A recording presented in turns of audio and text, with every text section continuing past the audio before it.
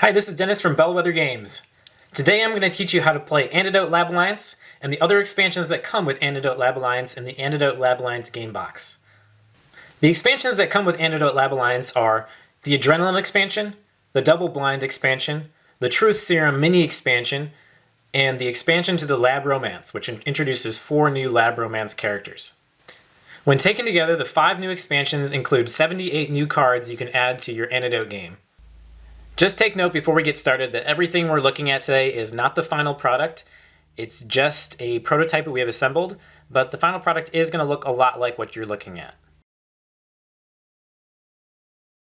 Okay, I'm going to start by telling you about Antidote Lab Alliance. The main thing about Antidote Lab Alliance is that it lets you play with 8 or 9 players. So we've included 2 new formulas. This yellow colored formula, numbers 1 through 9 in an X card. This plum colored formula, numbers 1 through 9 in an X card. And then numbers 8 and 9 of every other formula that was included in the base game. And we're also going to give you 9 new Lab Assistant cards that show the 10 formulas that are in the game. These Lab Assistant cards show you those formulas and which ones you need depending on the number of players. And it also will detail the new turn actions, which I'll talk about in a second.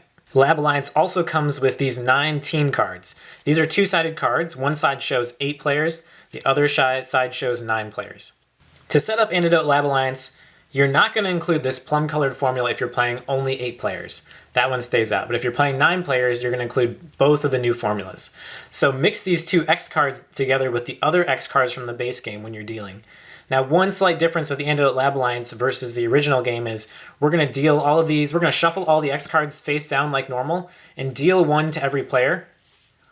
And every player is also going to be dealt 1 syringe card. So every player is going to start with an X card and a syringe card. That basically makes it so that the game is a little bit more even at the very beginning, so every player has a little bit of information and a way to steal some information. As for the formula cards seen here, we're going to shuffle these up with the 8s and the 9s and the 1 through 7 of all the other formulas from the base game to form the number deck. Now just a reminder, we're not going to use this plum color if it's an 8-player game only. We're going to use this only in a 9-player game. So we're going to shuffle all those up. And one thing that's different about Antidote Lab Alliance is there is something that's called the supply cabinet. And the supply cabinet is just a space in the middle of the table that we're going to first deal 8 cards to if it's an 8-player game, or 9 cards to if it's a 9-player game.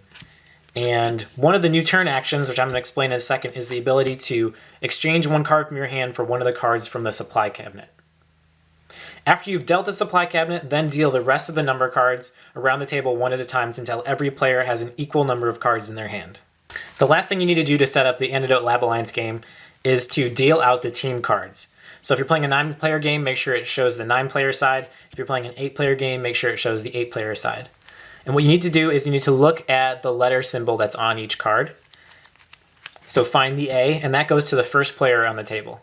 So if it's an 8-player game, then give the A on the 8-player side to the first player, then find the B and give that to the second player, and then find the C and so on until you run out of these team cards to give out. And these will tell you what team you're on. So for instance here, the first player had the Team Atom, the second player had Team Gravity, third player had Team Atom, so these 2 players will be on the same team. So these are going to be dealt out around the table, so you should be able to look around the table and see who's on your team relatively easily just by looking at this team identifier card that's sitting in front of them. There's a couple new turn options in Antidote Lab Alliance. The first one is trade research with your teammates.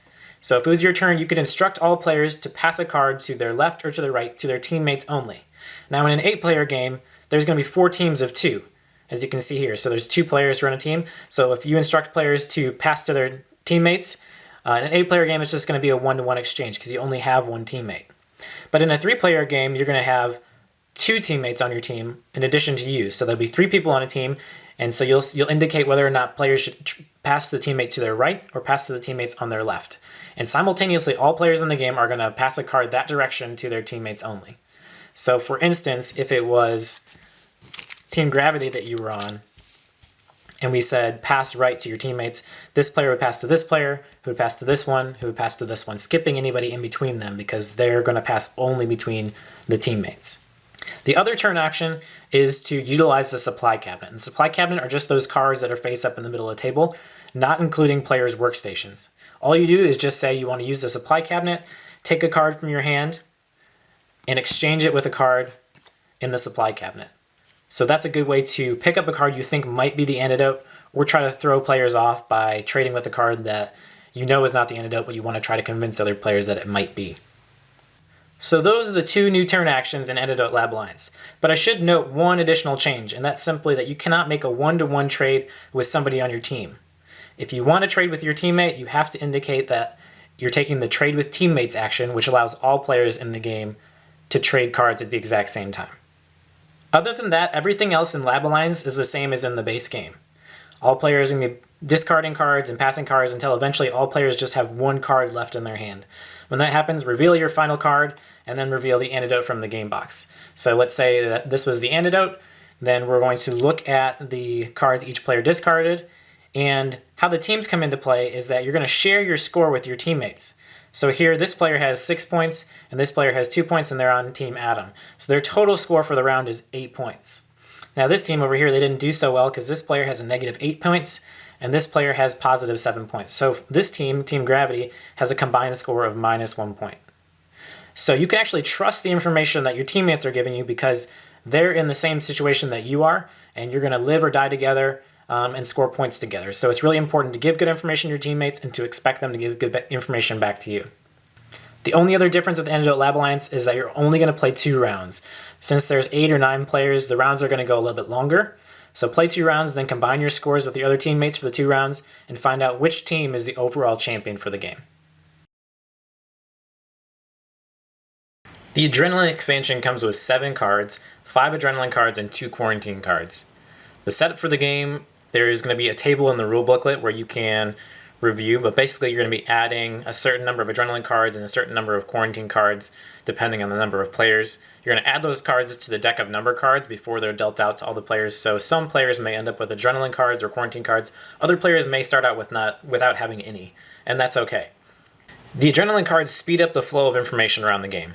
How these work is if an Adrenaline card is in your hand and you choose to discard it whenever the discard card action is taken, you're going to look around the table and see how many Adrenaline cards are already face up in other players' workstations. Whatever that number is, all players must immediately now pass that number of cards to the player on the right. So if there's just 1 Adrenaline card on the table that's been discarded, all players immediately pass 1 card from their hand to the player on the right. If there's 2 or more Adrenaline cards on the table in any player's workstations, then you pass that number. So this can add up pretty quickly, especially in games where you get 3 or more Adrenaline cards, and suddenly you have a hand maybe of 5 cards, and you have to pass 3 or 4 of those cards to the player on your right. It forces you to make really tough decisions, and these decisions can come rather late in the game as well.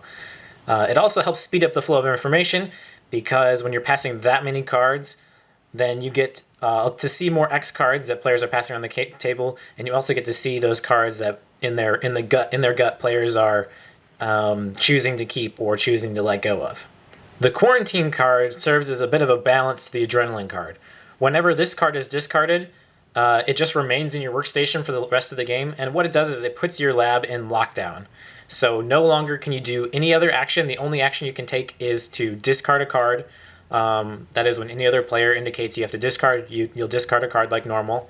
Or on your turn, the only action you can choose to take is to cause all players to discard. So if there is anything else that happens, for example, let's say a player chooses to have cards passed to the right or the left, or if the Adrenaline card is played and all players have to pass cards to the right, you're exempt from those actions, and indeed you're not allowed to even take those actions, and you're skipped basically. So a player passing to the left to you would just, that card would be skipped and go to the player on your left.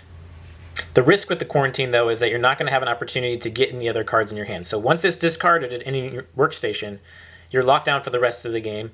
So you better make sure that you have the Antidote card, a card that you think is the antidote, in your hand, because if you don't, then you're not going to have the opportunity to pick it up somehow, such as by using a syringe or making a trade or something like that. So be careful about when you play the Quarantine card, but play it if you notice that there's a lot of Adrenaline cards and you think you have the antidote in your hand. Now I'm going to tell you about the double blind expansion. And the double blind expansion comes with 8 cards, like the ones shown here, and you'll notice these resemble very closely the team identifier cards from the Lab Alliance expansion. The only difference is that these cards are only one-sided because they're meant to be kept secret during the game. You're not going to know what the other players' teams are. And so to start the game, you're going to deal out these cards to the players. Depending on the number of players, is going to indicate how many of these cards we're going to include in the game. So for instance, in a 4-player game, we're actually going to take one team out and set that back in the game box. We're not going to use that. The rest of these are going to get shuffled up and dealt 1 card to each player. So in a 4-player game, only 4 of these 6 cards are going to be used. So the other 2 are going to be set out of play, and you're not going to know necessarily if another player shares your team or not. So look at your card. In this case, I'm Team Gravity. You're not going to share that information with any other player. You can talk about it, but you can't show the card. So your card will remain face down until the very end. So this will help drive some of your decisions. You might tell other players that what your team is, hoping that another player who's on your team will speak up and that you can communicate. Because at the end, what happens is all players are going to reveal their identifier card, and then you share points with the person who's on your team if there's somebody who's on your team. So here, these 2 players are on the same team, so they're going to share their points for their score for the round. So if this player earned -3 points and this player earned +4 points, then their total score together, their combined score, is +1 point. So you really want to try to make sure that you're working with the player who's your teammate so that you don't end up with a really negative score or they don't bring down your score in some way. In fact, you can potentially get a really high score if you communicate and end up both getting the antidote. These other 2 players don't have a teammate, so their scores are their own. And at the end of the round, you're just going to turn these cards back in, take the 2 that we removed, shuffle them back up, and deal again for the next round. So you're going to have a different team or potentially different teammate every round that you play double blind. Now let's talk about the Truth Serum mini expansion. The Truth Serum mini expansion comes with these 3 cards. They're all Truth Serums. And the way you set up the game is similar to how you set up the Placebo Effect expansion. You'll be including these in the number cards you deal at the very beginning. And depending on the player count, you'll also be including some extra placebos and or syringe cards to help even out the player hands. And how the Truth Serum works is it takes effect whenever it is passed to you or to another player. So, for example, during the regular course of the game, if the trade research action is taken, and you end up passing this card to another player, let's just say all players are passing 1 card to the right, you would pass this card to the player on the right, and whenever they pick it up from the table and look at it, then it takes effect. And the effect of the Truth Serum is that you have to answer the very next game-related yes or no question that you're asked by any player. And you just have to answer that, you have to answer that question truthfully. So you only have to answer that one question, the very next question you're asked, truthfully. Then after that, you're not obligated to tell any sort of truth. You can say whatever you want again.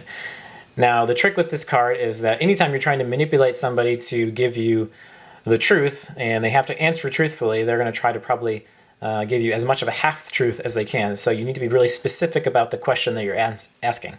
For instance, if you were to ask a player, have you seen the blue X card this game?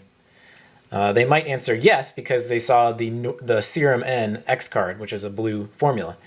But the oscillator's oil could also be considered blue. So if they answer with yes, they're answering truthfully, but it hasn't really helped you determine whether or not they saw the serum N or the oscillator's oil X. So be cautious and be specific in the questions that you're asking.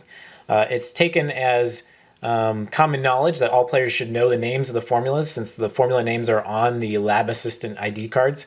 So all players should be able to reference their lab assistant card to know the name of each formula. So if you were to ask more specifically, have you seen the oscillator's oil X card, and a player were to answer yes, then you know that that's a true statement, and that player has seen that X card this game. And again, after the player has been asked a question and they answer it, then the obligation goes away. So be careful that if you pass the truth serum to a player, to ask them a question quickly, because if someone else asks them a game-related question, then that's the question that they are required to answer truthfully, and you may miss out on the opportunity to ask that question yourself.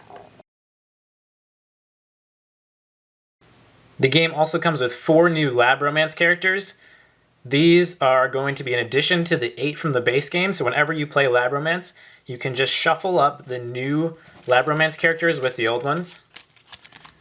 And that'll give you a stack of now 12 Lab Romance characters to choose from, set that in the middle of the table. And there is one rule change, and that is instead of just drawing one card, and that being your Lab Romance character for the round, you instead draw 2 cards, and then you choose one of the 2 characters to be your character for the round. The other one goes underneath the deck.